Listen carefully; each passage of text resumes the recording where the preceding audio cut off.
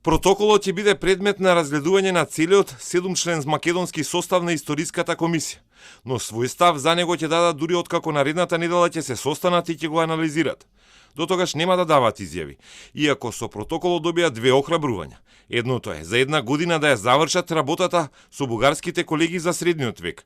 Второто охрабрување е Историската комисија да заврши со работата до влез на Македонија во Европската унија. Други рокови ќе зависат од нив, иако историчарите кои се надвор од комисијата сметаат дека рокови во наука нема. Знам дека е лошо ако се превземат врски со рокови историчарите да расправат или да се деметнуваат теми.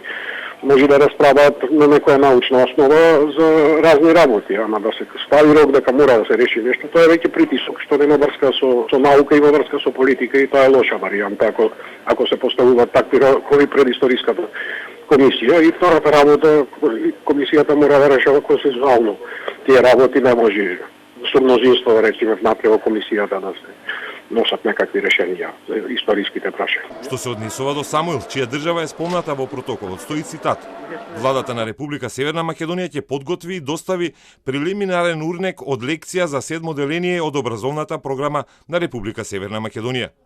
До сега пак историчарите договориле заедничко чествување на средновековниот владател, но нивната работа не може да се користи за креирање надписи и табли на неговиот споменик, ниту пак за училишната лекција. Работата на научниците е науката, а не политика, рокови и креирање образовни политики со размена на урнеци за лекции, вели Литовски.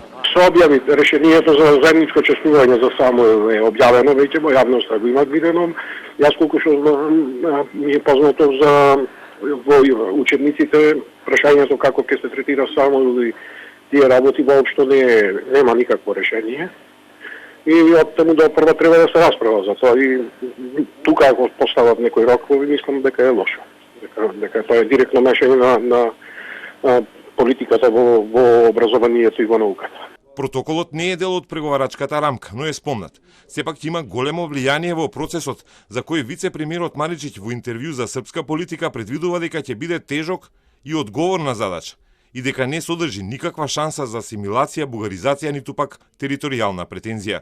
Јасни се правилата на функционирање на Унијата и на текот на процесот на интеграција во Европската Унија и никој не може да гарантира дека во текот на преговорите некоја друга земја нема да не блокира за некое друго прашање. Но како општество сме доволно зрели да знаеме да процениме какви одлуки мора да се носат, кога се во прашање нашите интереси и кога компромисите се неопходни. Процесот на самиот старт е под тежок проблем – опозицијскиот бојкот за уставните измени. Министерот Османи е самоуверен и очекува поддршка и од таа страна.